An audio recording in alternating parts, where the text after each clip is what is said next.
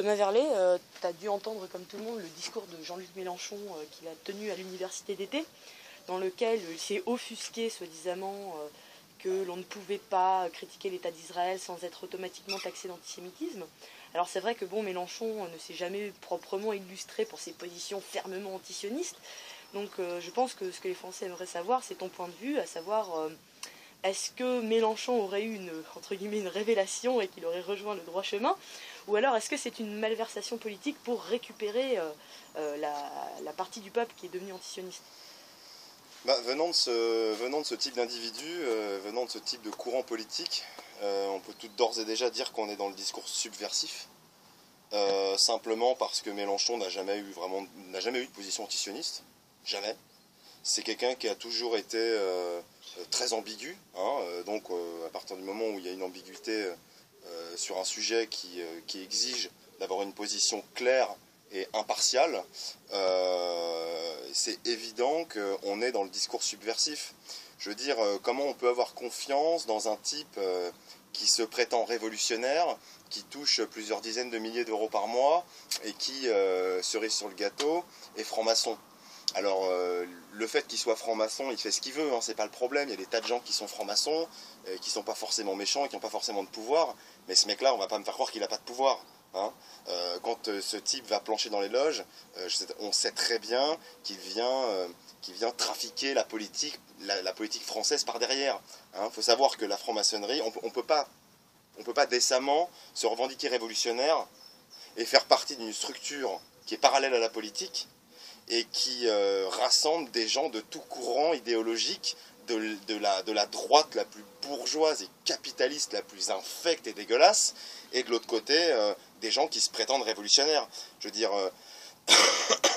cet homme, cette personne est déjà, par elle-même, a déjà une personnalité subversive. Donc le discours qui tient est forcément subversif. On est dans le mensonge total. Voilà, ce qui se passe, c'est très simple. C'est que depuis que ce que les médias ont appelé la dissidence, terme que je rejette quasiment en bloc parce que la dissidence, petite parenthèse, ça reste quand même une position, voilà, ça reste quelqu'un ou un groupe de personnes qui affirme son mécontentement et son désaccord avec la politique, mais ça ne veut pas dire forcément qu'on s'y oppose. La résistance, c'est autre chose. Maintenant, voilà, là, avec Mélenchon, on est dans le discours subversif total, dans le mensonge absolu, tout simplement parce que cette personne et d'ailleurs la clique qui l'accompagne, hein, de trotskistes, francs-maçons, bourgeois infects, ces gens ont perdu complètement le contrôle de leurs propres militants.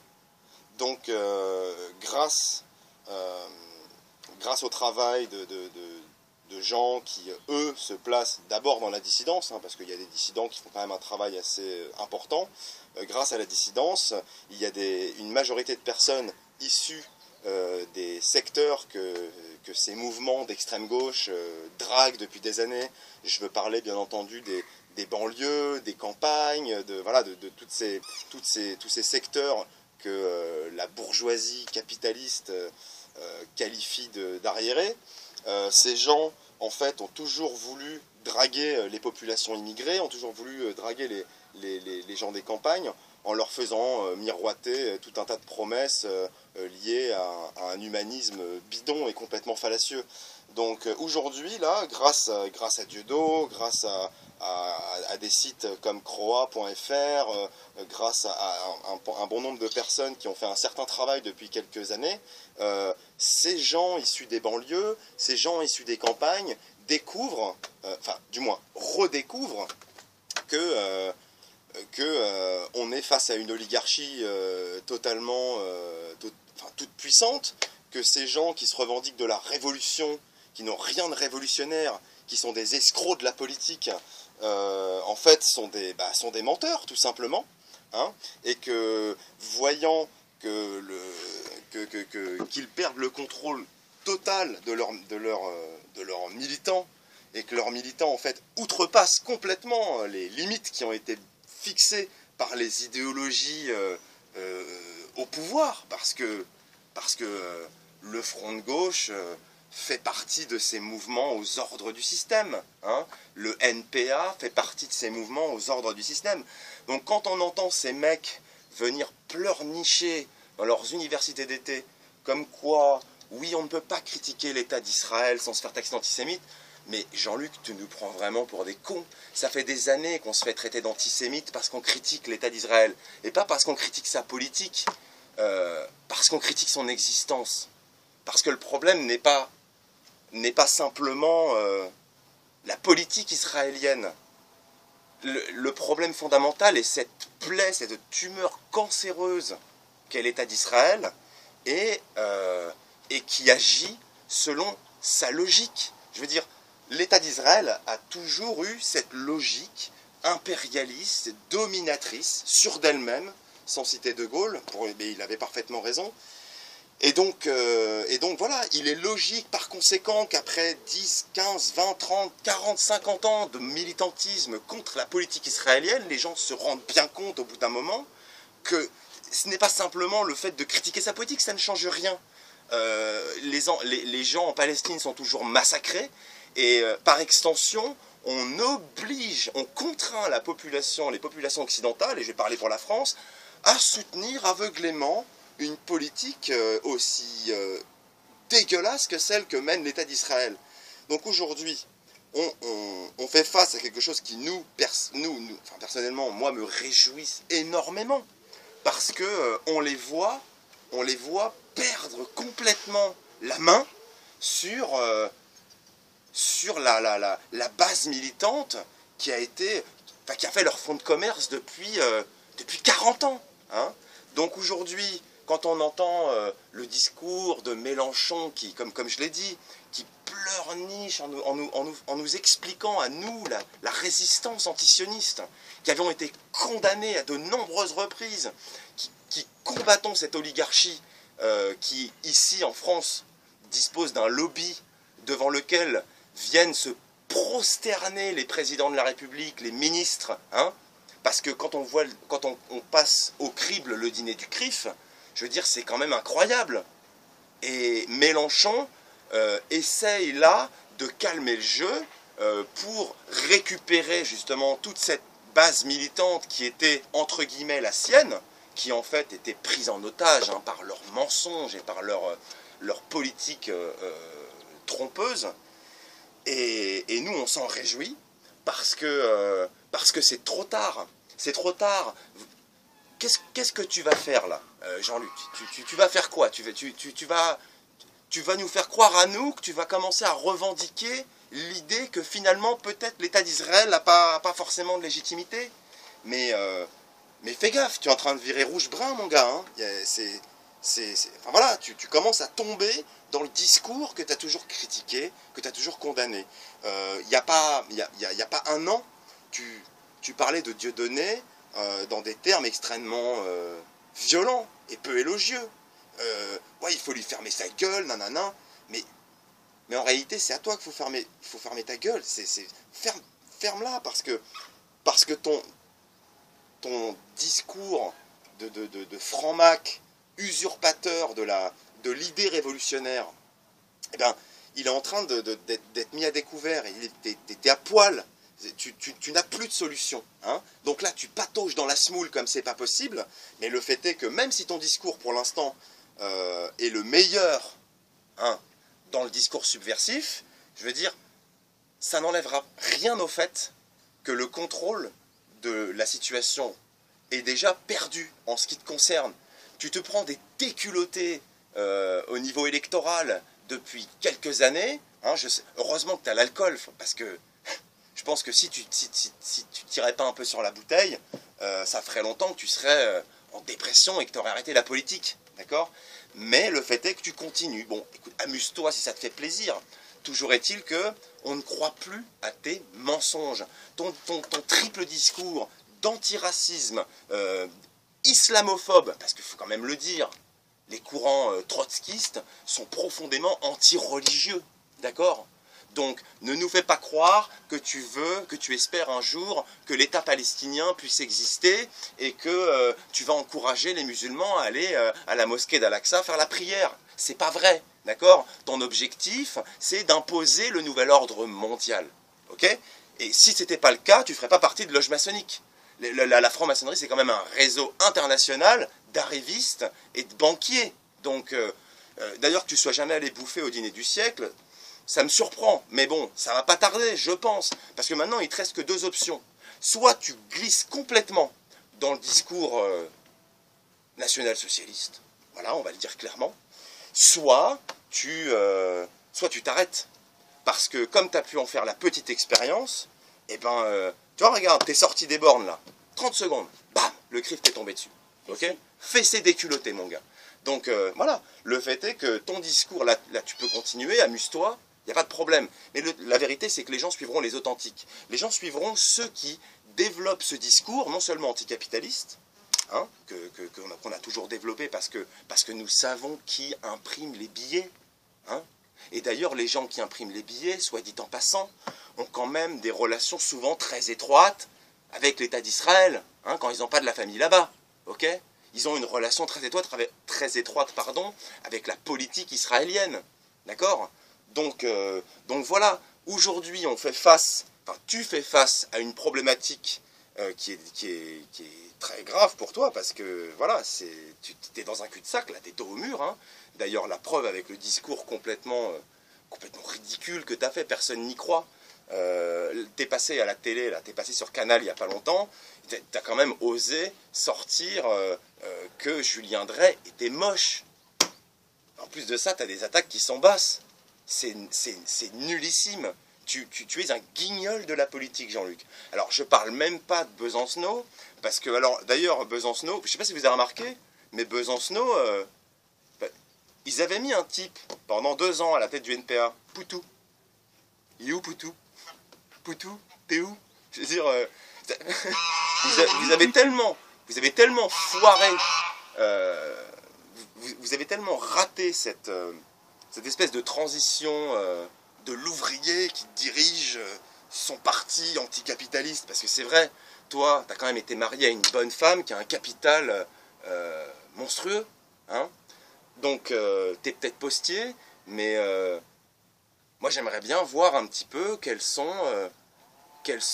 est le patrimoine exact de la femme avec qui tu étais marié. Je ne sais pas si tu es encore marié avec, de toute façon on s'en fout, c'est pas nos affaires, mais toujours est-il que voilà, là, toi, le petit révolutionnaire, le petit révolté, hein, comme le disait très bien Brel d'ailleurs, hein, l'avenir dépend des révolutionnaires et pas des petits révoltés, dont tu fais partie, hein.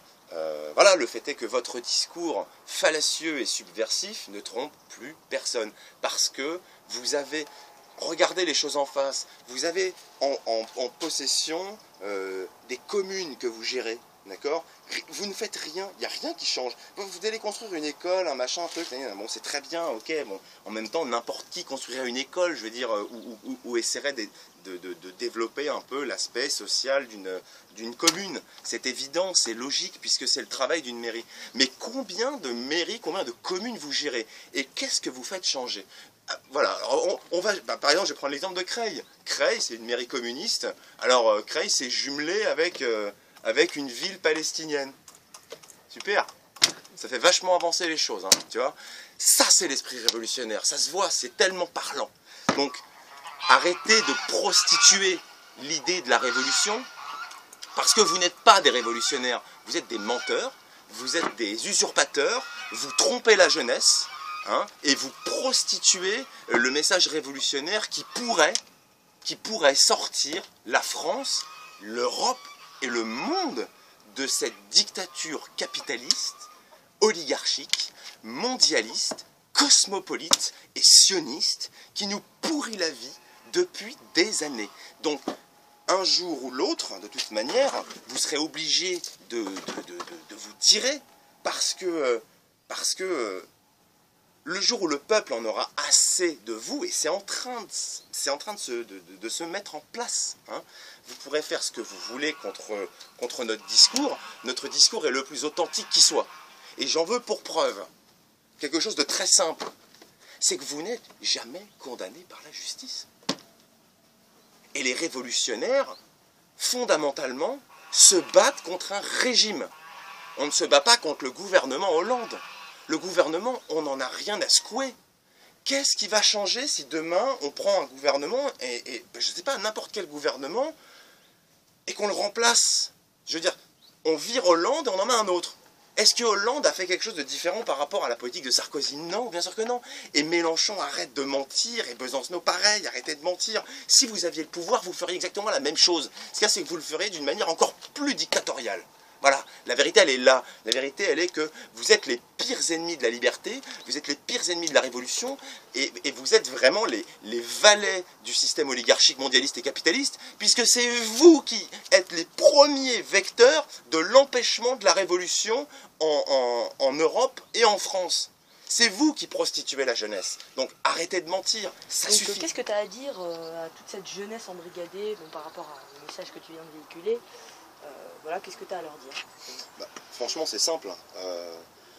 Honnêtement, la France, pour parler que de la France, a un potentiel révolutionnaire absolument extraordinaire. La jeunesse française, si elle ne tombait pas systématiquement dans les pièges que leur tendent toutes ces associations antiracistes, qui sont d'ailleurs les premiers vecteurs du racisme, il faut quand même être honnête. SOS Racisme, moi quand j'entends ça, j'ai plutôt l'impression d'entendre Sauvons le racisme, quoi, tu vois. Bon, si la jeunesse française cesse de tomber dans ces pièges, mais la révolution sociale, d'accord, et nationale, parce que la révolution socialiste ne peut passer que par la nation, eh bien, c'est simple, on peut sortir de cette logique matérialiste, individualiste, capitaliste et bourgeoise, et nouvel ordre mondialiste, mais en quelques semaines, et ça je le précise, sans la moindre violence. Parce que les gens qui sont en face sont des gens profondément terrorisés, d'accord? Il ne faut pas croire, quand les gens qui agitent tout le temps comme ça, leurs mains dans tous les sens, au secours. Non mais, ces gens sont terrorisés. À la vue d'une révolution, ils se tirent, Il y a des périodes dans l'histoire où on l'a vu, d'accord?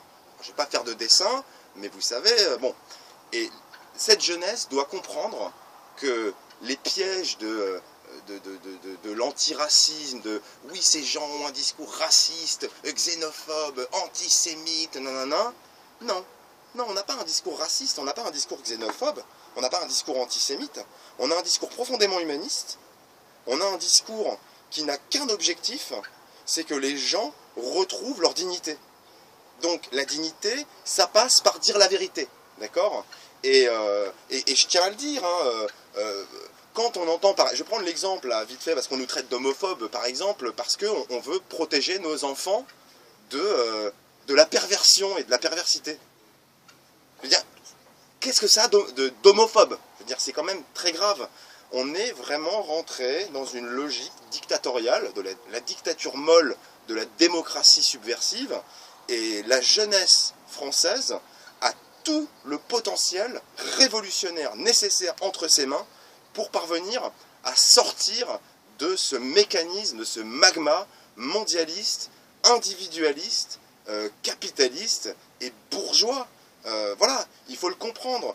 Je veux dire, on nous traite de racistes parce qu'on va véhiculer l'idée qu'il faut être fier de ce qu'on est. Mais où est le mal? Je veux dire, c'est quand même beaucoup plus difficile de s'apprécier dans la différence que d'imposer ce magma cosmopolite, d'accord, dans lequel tout le monde doit s'enculer, ok, on va tous avoir la même couleur, on parlera tous la même langue. Ça, c'est du racisme, d'accord? Ces gens méprisent tellement les différences qu'ils sont incapables de voir que le réel humanisme, le réel respect de la diversité, mais merde, c'est quand on la conserve.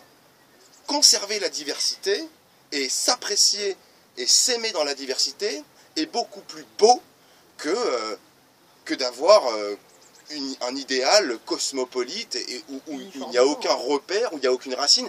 Je suis désolé. Là, pareil, je vais prendre un exemple là, qui est quand même très récent. Kémy Séba, qui est un polémiste panafricain, a un discours qui tente à appeler les Noirs à être fiers de ce qu'ils sont. au même titre que des gens en France, comme moi, je le dis, appellent les Blancs à être fiers de ce qu'ils sont. Et ça n'enlève en rien que, par rapport à Kémy, c'est un ami et un frère d'armes. Nous nous apprécions dans la différence parce que nous avons un combat commun. Et n'écoutez pas les abrutis qui vous disent « oui, un combat commun contre le juif ». Non, ce n'est pas vrai. C'est un combat contre cette oligarchie dictatoriale mondialiste qui se sert de l'Afrique comme une poubelle, d'accord, qui se sert de la Chine comme d'une usine à échelle mondiale, d'accord. Parce que, bon, pour revenir vite fait sur le marxisme, hein, citez-moi un seul pays marxiste en dehors de la Corée du Nord qui est pointé du doigt comme c'est pas possible, qui n'a pas prêté allégeance au capital. Hein? Donc, à partir de là, il n'y a aucun exemple historique qui permet d'affirmer que le communisme, que le marxisme est un idéal révolutionnaire. En aucun cas. L'histoire nous l'a démontré par A plus B. Donc, quand on va prendre Kémy Séba, le problème c'est qu'il a un discours qui est totalement en rupture avec l'idéologie mondialiste et qui malheureusement, s'il aboutit, je l'espère par la grâce de Dieu, ne peut en aucun cas servir les intérêts de la haute finance internationale, apatride et vagabonde. D'accord? Parce que c'est ça la devise du capital, libre circulation des hommes et des capitaux. D'accord? Donc, finalement, quand on regarde marxisme et capitalisme, on a quand même les deux faces d'une même pièce de monnaie. Hein? Donc, Kémy aujourd'hui est mis en prison, non pas pour des raisons vraiment comment dire, condamnables sur le plan judiciaire, puisqu'il a, voilà, il a bravé son contrôle judiciaire et il est sorti du territoire malgré son interdiction de sortir du territoire. Certes, c'est un non-respect de la loi. On peut en conclure que oui, effectivement, il a outrepassé entre guillemets, hein, les droits qui lui ont été octroyés par la justice républicaine, qui est aux ordres du système sioniste, maçonnique et mondialiste. Mais toujours est-il que la justice disposait de 1001 ressorts pour pouvoir laisser la liberté, sa liberté d'action à Kémy. Le véritable problème, c'est qu'il véhicule quelque chose qui effraie énormément l'oligarchie. Donc on ne peut décemment aujourd'hui pas dire que Kémy Séba, par exemple, a un discours raciste. Ce n'est pas vrai. Je le connais très bien et ce n'est pas quelqu'un qui a un discours raciste seulement. Il a un discours qui est totalement en rupture avec le système et on l'enferme pour ses idées. On est dans une nation, la France, où on enferme des gens pour leurs opinions politiques. Pour revenir à cette jeunesse qui dispose de tout le potentiel révolutionnaire, eh bien, regardez simplement les officines auxquelles des gens comme Jean-Luc Mélenchon ou comme Olivier Besancenot sont affiliés, hein, la franc-maçonnerie, la haute finance internationale, d'accord. Regardez les propriétaires des journaux d'extrême gauche, hein, d'accord. La haute finance internationale est derrière. Donc, ce ne sont pas ces gens-là qui nous débarrasseront des officines qui œuvrent sur le territoire national pour l'établissement du nouvel ordre mondial. Je veux parler en premier lieu de la banque Rothschild, hein, c'est clair et net. Mélenchon ne nous débarrassera jamais de la banque Rothschild, ok?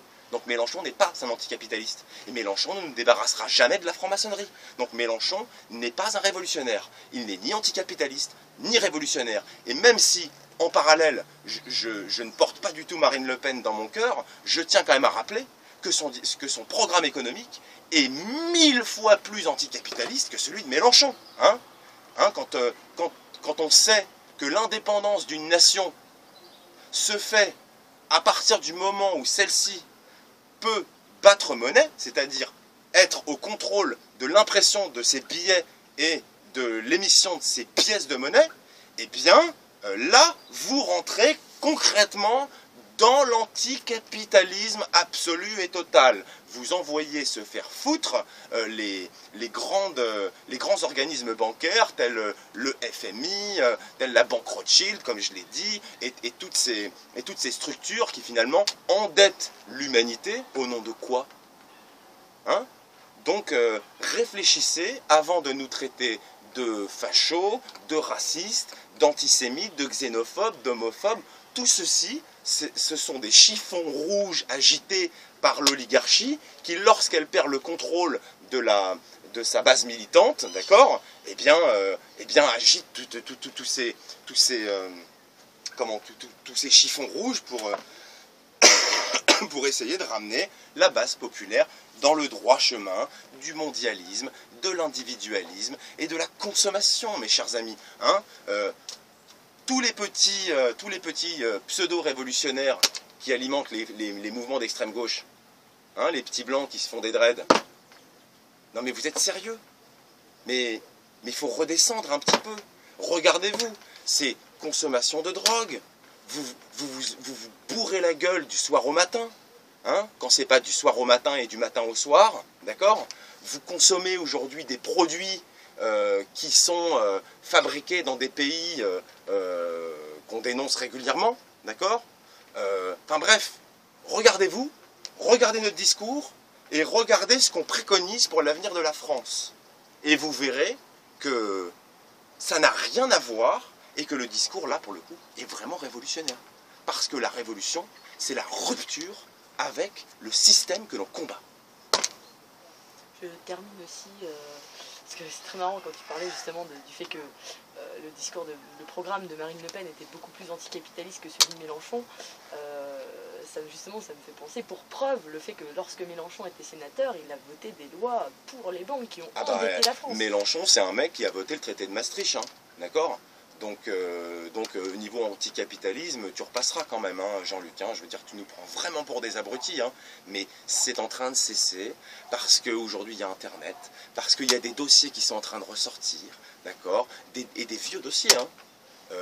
Un jour, je ferai une vidéo prochainement sur les positions politiques qu'avait le Parti communiste français juste avant la Seconde Guerre mondiale. On va bien rigoler. Vous allez prendre des disquettes sévères. Parce que le mensonge, ça suffit. On en a marre, ok?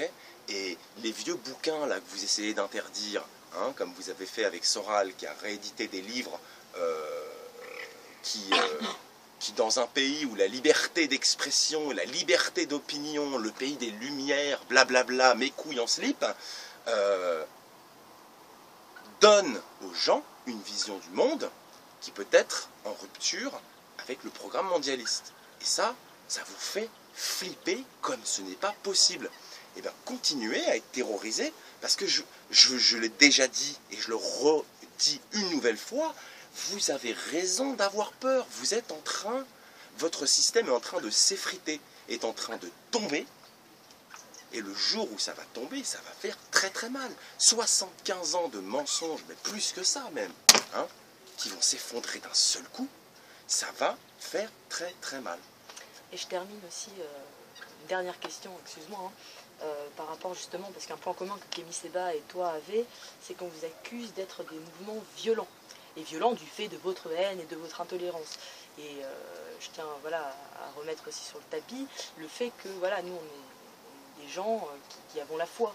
Et que le principe de la foi, c'est justement la tolérance, la non-violence, la stricte légitime défense. Donc voilà, est-ce que tu peux aussi un peu nous développer par rapport à cette vision, quel est l'intérêt de la foi dans le combat révolutionnaire politique? L'intérêt de la foi, c'est simple, c'est qu'aujourd'hui, quand vous regardez, comme je l'ai dit, hein, les officines que nous combattons, donc c'est-à-dire, je vais prendre la franc-maçonnerie, ce que nous on appelle le judaïsme talmudique pour Goy, hein, et le sionisme, ce sont quand même deux idéologies qui sont profondément ancrées dans la religion. Et vous vous rendrez compte que la maçonnerie, parce que la franc-maçonnerie a une devise, liberté, égalité, fraternité. Cette devise était présente bien avant la Révolution française. Donc ça met en lumière quand même qui a fait cette révolution et qui contrôle le pouvoir aujourd'hui. Devise qui, je précise, est purement matérialiste. Devise qui est purement matérialiste et qui est placardée sur tous les bâtiments officiels, sur les écoles, enfin bref, on nous a gonflé tout au long de notre jeunesse avec cette devise, liberté, égalité, fraternité, alors qu'en réalité, aucun de ces trois termes n'est respecté, n'est mis en application. D'accord ? Maintenant, la maçonnerie, aujourd'hui, est toute puissante, d'accord ? Et quand vous regardez ces officines, que ce soit le sionisme ou la maçonnerie, ce sont des officines profondément religieuses. Leur travail a été pendant plusieurs siècles de détruire la religion. Pourquoi? Parce que le but du jeu, c'est d'amener les gens vers le matériel. Aujourd'hui, vous avez une société qui se détourne de l'Église, qui se détourne de Dieu, et qui va préférer bouffer au McDo et consommer de la merde mondialiste en pensant qu'à sa gueule. On préfère avoir une belle voiture plutôt que d'aider son voisin qui est en train de crever de faim. D'accord? Pourquoi la religion est essentielle? Elle est essentielle non seulement pour l'aspect solidaire, parce que la solidarité dans une nation, c'est la base quand même de l'homogénéité d'un peuple, et la deuxième chose, c'est que vous avez été castré avec la suppression de la religion. C'est-à-dire qu'on vous a enlevé vos couilles. Hein, et aujourd'hui, la religion, sans parler de dogme, la foi, avec un grand F, c'est le seul élément qui peut, un jour, vous redonner le courage d'affronter l'ennemi tel qu'il se présente. C'est tout, il n'y a pas de mystère. Je veux dire, si on veut demain reconquérir la nation, il va falloir croire en quelque chose d'un petit peu plus élevé, hein, que en son compte en banque et en son costard, ses grolles et sa caisse, d'accord, hein, combien de fois j'ai entendu, je posais la question, ça m'est arrivé de très nombreuses fois de poser la question comme ça, de manière totalement directe, qu'est-ce qui reste si on supprime tout ce qu'un individu possède? Et combien de fois les gens m'ont répondu « Oh ben il ne me reste rien ». Il me reste rien. C'est-à-dire que la personne en elle-même, aujourd'hui, n'existe que par le biais de ce qu'elle possède. Donc, on est dans quelque chose quand même qui... On est vraiment dans l'esclavagisme absolu de la dictature matérialiste. Et aujourd'hui, comme c'était le cas hier et comme ce sera le cas demain, les victorieux seront ceux qui auront la foi, parce que ce seront les seuls qui auront le courage d'affronter l'adversaire, et quitte à en mourir s'il le faut, parce que la mort n'est pas une défaite lorsque l'on a la foi. Et ça, c'est un des points fondamentaux. Donc, réfléchissez à pourquoi les mouvements d'extrême gauche, les mouvements anarchistes, tous ces mouvements qui manipulent la jeunesse sont subventionnés comme personne n'est subventionné, d'accord, par les banques mondialistes, et regardez quel est leur discours vis-à-vis de la religion. Ok? Soyez bouddhiste, soyez catholique, soyez musulman, soyez ce que vous voulez, mais merde, croyez en Dieu, parce qu'à partir du moment où vous croirez en Dieu, vous serez invincible, d'accord?